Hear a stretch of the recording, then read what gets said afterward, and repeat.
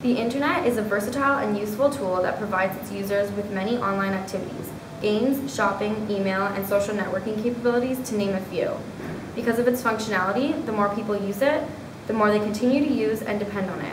For example, it would not be uncommon for the average North American to log onto the internet in the morning when they wake up, during breaks they have at work, when they get home, at night, and also on their cell phones, which they carry with them all day long. According to InternetWorldStats.com, out of a world population of almost 7 billion, roughly 2.2 billion users are on the internet today.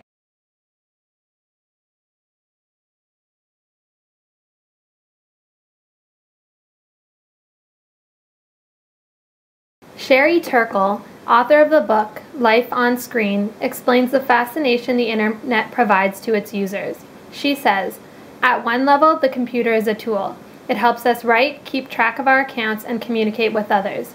Beyond this, the computer offers us both a new model of mind and a medium on which to project our ideas and fantasies." With the recent hot topic of PIPA, Protect Intellectual Property Act in the Senate, and SOPA, Stop Online Piracy Act in the House of Commons, it's appropriate to look into the future of the internet in terms of policies and regulations that may come into place to restrict the freedom that we have when using the internet. I'm sure everyone has heard of these acts but may not know exactly what they are, so we'll give a quick breakdown of what these acts intended to do.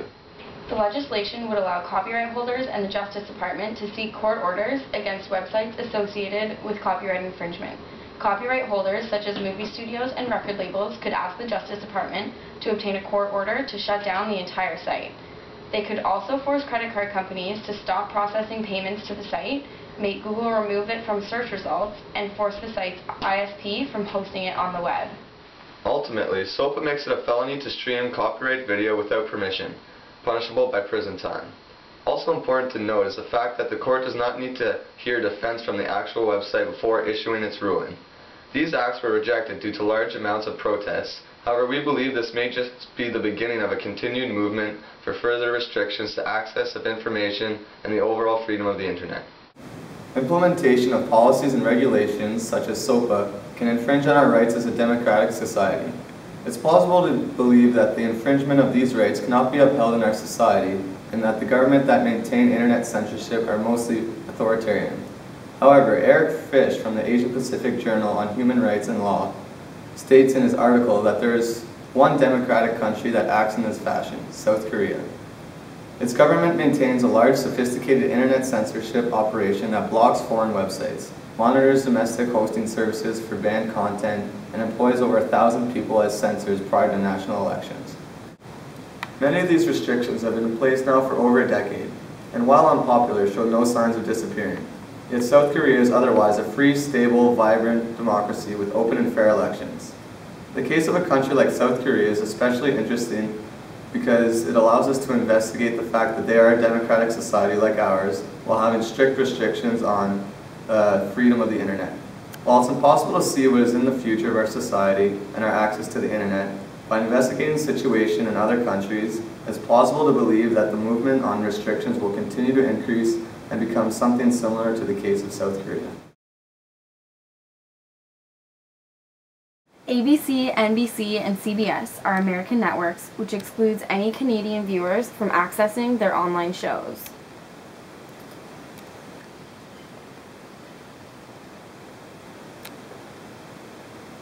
There are some Canadian networks that are recognizing the growing popularity of online viewing, such as CTV and City TV. There is a catch to watching shows and movies through Rogers On Demand and on network sites. There are commercials and you cannot skip them. This is a graph of 5 popular sitcoms which demonstrates how viewers are gravitating more towards online viewing as opposed to watching them on regular TV.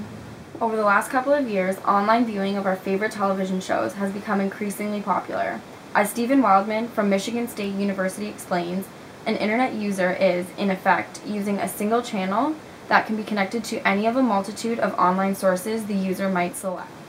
This means that anyone can go online whenever it suits them to find a show that they missed on television or would like to watch again. Wildman states that from the perspective of media content distribution, a crucial difference between the internet and traditional media channels is that for each user, the internet is the virtual equivalent of a dedicated personal channel that can be switched among alternative content sources. This explains that users are able to watch whatever they want, but are also able to watch whenever and wherever they want, which is what makes online television and movie watching so desirable.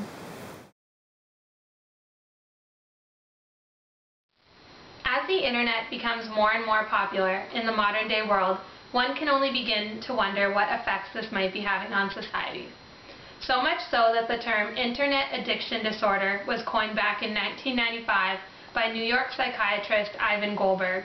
He states that internet addiction may be considered a disorder, and since that time a number of researchers have published studies using the term internet addiction disorder. The internet serves as an information database to its users, housing everything from how to calculate the density of water to the most efficient way to fold clothing. The internet is an exceptional tool that makes possible the interactions between individuals, expanding and uplifting the public sphere. People have the ability to educate, entertain, and express their thoughts and beliefs and concerns to others around the world through the use of the internet. Specific websites like YouTube, a website designed to host videos of any genre posted by a user, facilitate videos concerning life experiences, science, history, music, drama, and most importantly, initiates communicative debate, spreading knowledge to its users around the world. Interestingly enough, YouTube how-to videos are now becoming a means for individuals to solve minor medical issues. Through the use of do-it-yourself websites, many Americans are saving lots of money each year because of the videos they find on YouTube. Some individuals are even choosing not to purchase medical insurance at all. Lauren Vogel, writer of the article, Dr. YouTube Will See You Now, explains. Motivated by financial hardship, frustration with lengthy wait times, and a desire for a more active role in healthcare decision-making, an increasing number of people are heading to video sharing websites, such as YouTube, to study and share at-home solutions to a range of health complaints. In addition, the majority of Americans trust the advice they receive online.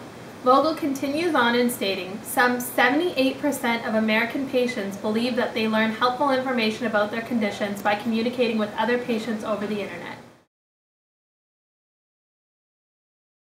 By observing children in this day and age, it has become quite easy to tell that the internet definitely has staying power.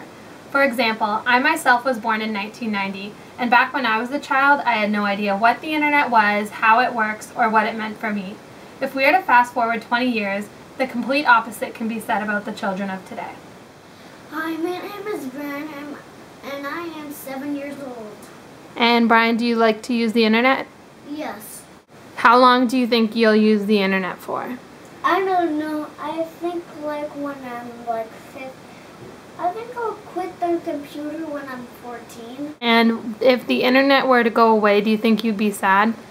I'll be a little sad. All right, well, thank you very much for having an interview with us. Goodbye. Have a great day. Connie K. Varnhagen, psychology professor at the University of Alberta, illustrates that the vast majority of children in the United States and Canada have accessed the internet, and by 2003, over 95% of them have been online. She also reports that according to a 2001 Canadian survey for the Media Awareness Network, 15% of youth 18 or younger have recalled using the internet as early as age 7 or younger. In 2003, a United States survey of parents conducted by Rideout et al. Found that children started looking for a website without parental supervision at 4 years of age and sent an email by themselves as early as 3 years of age. She concludes that children are immersed in the internet environment in increasing numbers for increasing amounts of time. As we have discussed, the internet is a quick and easy means of communicating with people across the world. With world crises like war and global warming, being able to connect to people across the globe instantly and efficiently is so important, and the internet helps facilitate that. The internet is also able to bring nations together, and it enables communication amongst individuals from across the world that wouldn't otherwise have the opportunity to do so. The internet creates global unity, and this can be witnessed through petitions stopping SOPA, as well as people self-treating minor medical issues through do-it-yourself videos on YouTube. The television media industry is recognizing the growing popularity of online TV, which is leading them to post many of their shows and movies online. The power of the internet can also be seen through the familiarity young children have with the internet. All of this, combined with the fact that people are so dependent on the internet in their day-to-day lives at home, at work, and at school, leads us to believe that the internet will continue to grow and prosper in the future.